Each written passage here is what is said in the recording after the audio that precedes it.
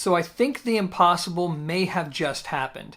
After listening to many Bowers and Wilkins speakers through the years, I've finally come across something from their portfolio that not only do I enjoy listening to, but something that actually makes me want to sit down and enjoy listening to music. Of course, I'm talking about the little speakers over my shoulder, and some of you may already know that these speakers have already received many accolades to include numerous Product of the Year awards. However, you know me, I always enter these situations with a clean slate, but I have to say, after spending time with these speakers, I understand where the other reviewers are coming from because they are pretty special. So let's go ahead and talk about them.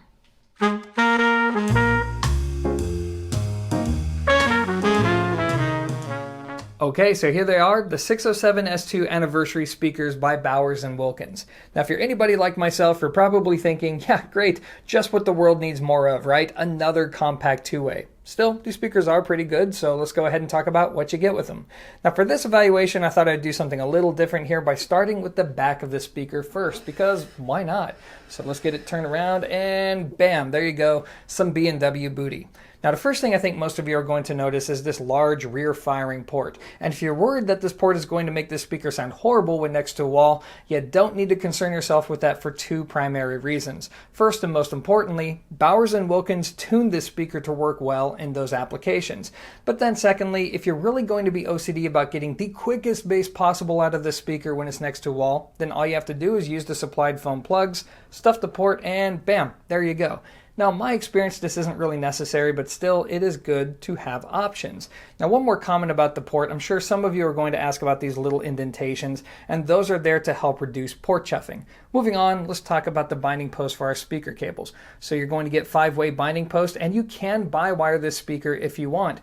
Now, I wasn't able to test this out because, quite frankly, I don't own a set of bi-wire speaker cables, but still, it's good to have options. Now, one more comment before I move on. I can't help but admire the single molded plastic piece for both the port and the binding post. It's just a clever design that's very economical.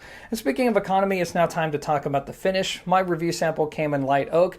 Now, this is actually going to be a vinyl wrap. If you're really stringent about getting real wood veneer, then you're going to have to step up to the 700 series in the B&W portfolio to get it. Otherwise, I think this wrap looks absolutely fantastic. I definitely have no problems with it. So now let's turn the speaker around so we can talk about the driver configuration.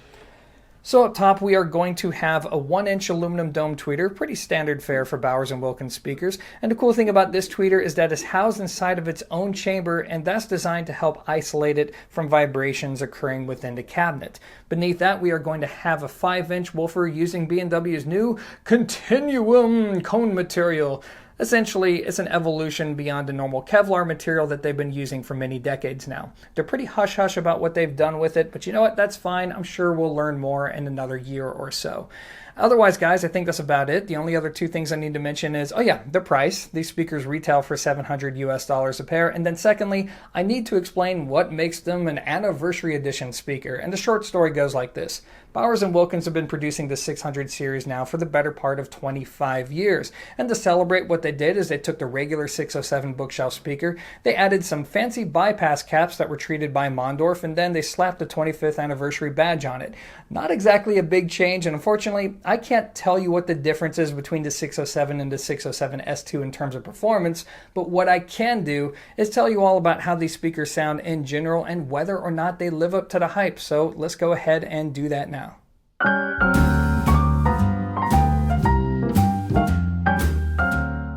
Okay, so as usual, I'm going to kick off this evaluation by quickly identifying who stands the best chance of enjoying these speakers, while at the same time identifying people who may not enjoy the sound of these speakers. And then afterwards, well, that's when I'll go into the usual audiophile details.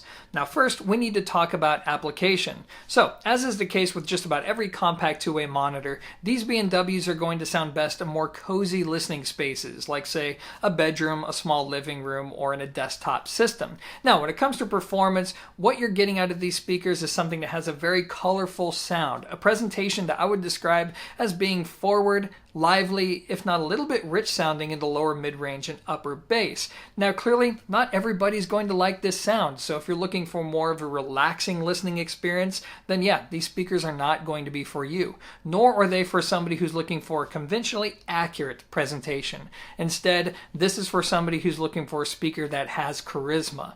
Now personally speaking, I think think these speakers could have a very wide appeal. And here's why I say that. Number one, they're compact and they work well in a real world environment.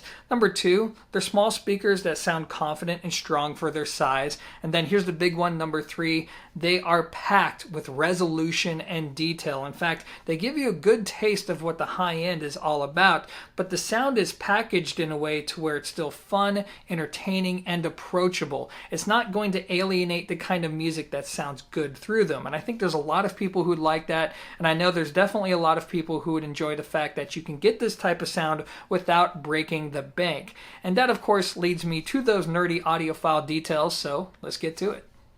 Okay, so here's the bottom line. The 607 S2 is a speaker that takes on more of your classic V-curve style presentation, meaning that the treble is boosted, then there's going to be a dip in the upper mid-range, followed by a distinct bump in the lower mid-range and upper bass. When you get right down to it, this is a speaker that's meant to offer up a lot of resolution for the money, while at the same time giving you an energetic yet strong sound from a speaker its size. So, with that out of the way, now it's time to move on to those details, starting with what may be the most polarizing aspect of this speaker's performance, the treble. Now, make no mistake, it is definitely elevated, and how you experience the treble on this speaker is going to largely depend on the kind of equipment that you use. When you get the pairing right, something that I'll talk about later on in this review, that's when you will be treated to treble performance that is exceptional for the money. It's going to offer up all kinds of air and separation, the kind of things that audiophiles love, while at the same time giving you unforced resolution that's normally reserved for much more expensive loudspeakers. What's also interesting is that with the right pairing, this speaker won't suffer from some of the issues that a lot of affordable metal domes do. In other words, it doesn't sound harsh, fatiguing, or beamy, or even metallic sounding. Instead, you're just getting a high frequency driver that gives you unforced detail, while at the same time giving you a decent amount of energy or liveliness. Now, what happens when you get the pairing wrong? Well, this is when things go sideways, and this is when the treble begins to quickly dominate the presentation, and not necessarily in a good way. Things can get very bright very quickly, and that means that there are a lot of recordings that will just be unlistenable through these speakers. Now, as always, it's up to the individual to determine what they like and dislike, but again, this is what you're getting into with these speakers. So now let's move on and talk about the mid-range. Now, as I mentioned earlier, the upper mid-range is going to feature a dip right at the crossover point, but the rest of the mid-range is actually going to take on a different character. Instead, it's going to sound fuller, warmer, and if anything, sounds a little bit punchy for something its size. In fact, this character lends itself well to music that's normally not exactly great for compact monitors, like electronic, dance, rock and roll, hip-hop, and genres like that. Now, some people refer to the mid-range as sounding natural. I'm not sure I'd go that far, but it does sound very fun and engaging. Now, whether or not you're going to notice that dip in the upper mid-range is really just going to depend on setup. I don't think it's going to be a big deal for most of you because, again, this speaker was designed to be placed next to a wall boundary. However, if you do pull this speaker out into the room a couple feet, then yes, the mid-range may sound a little bit thin and vocals may sound just a little bit pinched. Otherwise, though, I think the mid-range is just fine. So now let's talk about the bass. The bass performance is going to be pretty strong for a speaker its size. It also takes on this warm and somewhat punchy character. And ultimately, I think in a desktop environment, I think it'll be enough for most listeners. I mean, you really do need to be a bass head in that environment to want an additional subwoofer. But in more of a traditional setup to where you're sitting maybe 5 or 6 feet or more away from these speakers, you may want a subwoofer or two to fill in those lower octaves. Next, let's talk about dynamic output. So the dynamic output on the speaker is going to be pretty solid. I mean, look, it's not amazing. It's not going to go from quiet passages to loud passages while moving a tremendous amount of air. Instead, it's just adequate for a speaker its size, and it definitely doesn't shy away from handling complex music passages, let's say, on classical music. Moving on, let's talk about imaging. So this is not the kind of speaker that disappears into the room. In fact, this presentation, it's the kind of speaker that wants to make itself known. However, it is capable of laying down a decent soundstage. It has a really good focus in between the speakers, but the main thing here is its off-axis performance, which is exceptional. So if you're the kind of person that likes to move around while listening to music and you hate it when the overall tonality of the speaker shifts as you move around, then you're going to love these speakers because it's pretty constant as you walk around the room. So that is about it. I was going to end this section by commenting on why I preferred the sound of these speakers over previous generation Bowers & Wilkins speakers, but you know what? I decided that is best for the very end of this video. So otherwise, these make for a very entertaining listen, but they're definitely not perfect, so let's go over some of those imperfections now.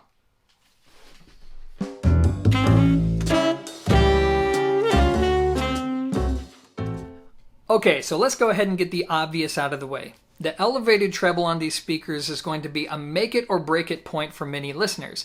And while I encourage most people to go out there and try something for themselves to make their own judgments, the bottom line is that even if you do, some of you out there are just not going to like the sound of these speakers.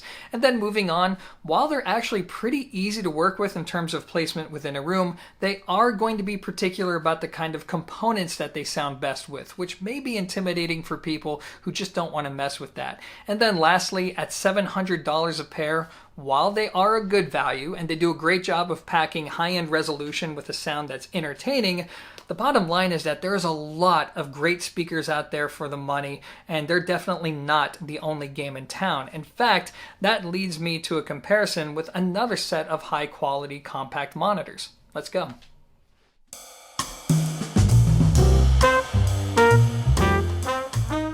Okay, so now it's time to talk about how the B&W stack up to one of my favorite compact monitors under $1,000, the Sound Artist LS35A. Now, if you're not familiar with these speakers, and all you really need to know is that Sound Artist is a Chinese company, and this speaker is meant to replicate the original LS35A that came out all the way back in the 1970s. Hence the look, the felt pad, the exposed Velcro, staples, it's a whole old school vibe.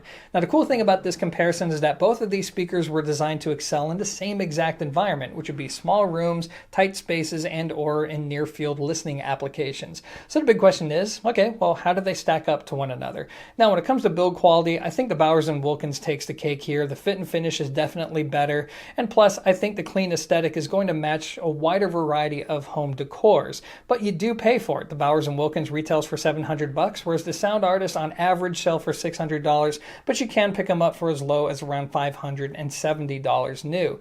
So, how do they compare in terms of performance? Well, they are essentially complete opposites of one another. The Bowers & Wilkins has that lively, colorful, and strong sound to it, whereas the Sound Artist, by comparison, are going to be more laid back and more balanced and arguably a little bit more natural sounding within the mid-range. So, as always, it's just a matter of choosing what's important to you. The Bowers & Wilkins is going to be for somebody who loves to hear a lot of resolution and you want a small monitor with a big, punchy sound to it, at least relative to its size, whereas the Sound Artist is going to be more for somebody who says, I want to listen for long periods of time. I want treble that's easy on the ears. I want really good balance between the drivers, and I also want this natural sounding mid-range. If that's what you want, then the Sound Artist is likely going to be better for you. Now, I know some of you are going to say, okay, Sean, well, if you had to pick one, which one would you go with? Now, this is where things get really difficult because during my comparisons, I found that my favorite speaker was the last one that I listened to. And let me explain what I mean. When I listen to the Bowers & Wilkins speakers, I'd be very impressed with the sound, but then when I would switch to the Sound Artist, at first I would feel like the Sound Artist was maybe just a little bit flat by comparison, but once I became acclimated to the sound, I was like, you know what? I think I like the Sound Artist better. It's definitely easier on the ears. The mid-range does take on more of a natural tone because this is a sealed design. I feel like the bass has more tone and texture, and it complements pretty much every variety of music, especially in a desktop environment well, so I like the Sound Artist. But then I would switch to the Bowers & Wilkins and I'm like, well, wait a minute. This is a much more engaging sound in a way. I mean, it's definitely just commands your attention and it's just a whole bunch of fun.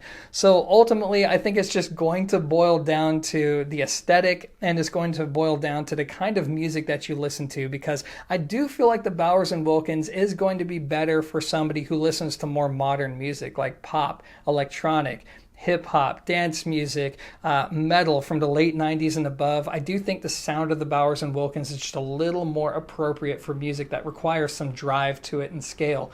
Whereas the Sound Artist, I feel like they're going to be a little bit better for classical, jazz, or indie rock, something that more appeals to their virtues. But there's really no wrong choice here because both speakers are really good for the money. So before I wrap this up, let's go ahead and put the grills on so you can see them that way. Fun fact, by the way, the Sound Artists were meant to be listened to with the grills on, which may not be a bad thing. So let's go ahead and put the grill on the Bowers & Wilkins. And there we go. So that is it for this section. So now let's move on and talk about what you can do to get really good sound out of these speakers, and then we will wrap up this video. Let's go.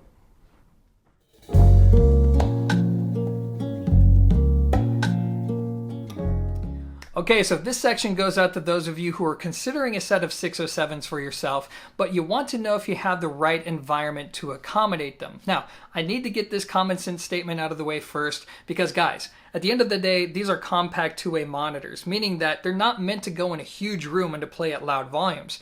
Yes, while these small speakers sound stronger than their size may suggest, and they even get a little bit louder than you would think, they're still not meant for that kind of listening experience. Instead, as I mentioned earlier, they're best when they're used in cozy spaces like a bedroom, a small living room, or in a desktop situation, which, by the way, these speakers make for excellent desktop solutions. Anyway, moving on, let's talk about placing them within a room. So here's the good news. These speakers were designed to work well in a real-world environment, and they aren't picky at all to deal with in this regard. In fact, if you need to place them directly against a wall, one could argue that a lot of people would actually prefer the sound of them next to a wall, because what this will do is this will help to reinforce the mid-range and the bass and to give you a stronger, fuller sound. Still, if you want to get the best sound out of them, then sure, get a set of decent speaker stands. Say the monoprice stands for around $50 a pair. Put them on those and then pull them out a good 1.5 feet away from any wall boundary, and that should give you the most balanced presentation out of these speakers. Now, when it comes to positioning within a room, I feel like they sound best when you position them fairly close to one another and facing straight out into the room. They have great off-axis performance. I don't think they need any towing, but all of these things are free for you to try, so go ahead and experiment for yourself to see what you prefer. And this leads me to the most important aspect of this section, equipment matching, because this is where these speakers become relatively picky. So first, let's talk about power. The 607 S2s, they're not very sensitive speakers, meaning that you need to use a decent amount of power to take them to reasonably loud volumes. So I think the minimum that most people will want to be at is around 50 watts per channel into 8 ohms. However, if you have a bigger space to fill, or if you like to jam out once in a while, then you will likely want to go with 120 watts per channel into 8 ohms. And now let's talk about something that's equally as important, which is the kind of gear that you should use. Now, in my experience, I think these speakers do not sound very good with amplifiers that take on more of that V-curve sound. Examples being the NAD 316B or anything from Marantz that's under around $1,000. I think it just results in way too much treble, and it's just not a good match. I also think you should stay away from more of those typical affordable Class D amplifiers, because when you pair those together, what you get is a sound that's a little bit thin, dry, and sterile, and it's just missing out on the character that I reported earlier on in this video. And yes, that includes the PS Audio Sprout.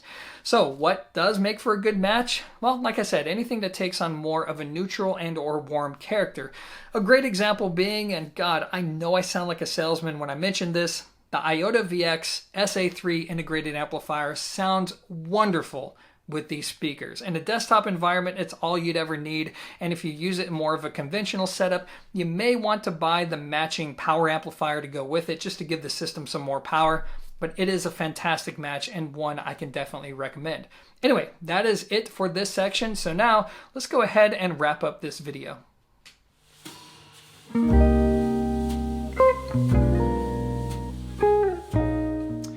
Okay, so now that this evaluation is pretty much over with, I'm going to wrap up this review by telling you all what I really think about the 607 S2s. And really, this whole experience has been a reminder as to why it's so important to keep an open mind. And I say that because, look, I've been an audiophile now for the better part of 20 years. Yeah, I'm old. But in that time, I've been able to experience a lot of different Bowers & Wilkins speakers. And while I have nothing against the brand or even the products themselves, the truth is that I've only enjoyed maybe a handful of their speakers in that time. In fact, I think most of which were the Nautilus series from around 20 years ago, and then most recently the PM1s from around 10 or 11 years ago. And that's it. So when the opportunity came around to review these little guys, I admit that I initially balked at the idea, until I remembered this lesson that I tried to instill into everybody, which is to keep an open mind and to never judge something until you gain meaningful first-hand experience with that product. So, having remembered that, I decided to bring these in for review, and I admit that initially, I regretted my decision. And that's because out of the box, they reminded me of that typical Bowers & Wilkins house sound. that showroom floor type presentation that says, hey, look at me, look what I can do. Something that may be impressive at first listen, but quickly becomes tiring over time, or at least that's how it's been in my experience. But still, I was committed, so I continued to listen to the speakers, and I would say that by day 3, I became acclimated to their sound, and then by day 5, I noticed that, hey, I think I'm beginning to actually enjoy how these present music. And then 7 days or a week later, that's when it dawned on me that no, I'm actually having a really good time listening to these speakers. Now, I can't tell you exactly what's changed between what I have right now and the speakers from their portfolio that I've heard in the past. Maybe it's because the mid-range doesn't strike me as sounding as sterile or as dry as previous generation speakers. Or maybe it's because the mechanical breakup of the tweeter or the diaphragm isn't as obvious as it was in previous generations. Whatever it is, I like the sound of these speakers. They pack high-end resolution with this lo-fi charm in a way that I think a lot of people would appreciate, which is why I understand now why so many reviewers love these speakers, why so many people love these speakers, because once you get used to them, they're a whole lot of fun to listen to. Definitely something worth checking out, even if you're somebody like me who's never really taken to the house Bowers & Wilkins sound. Anyways, that is going to be my take on these speakers. As always, guys, thanks for watching, and until next time, peace.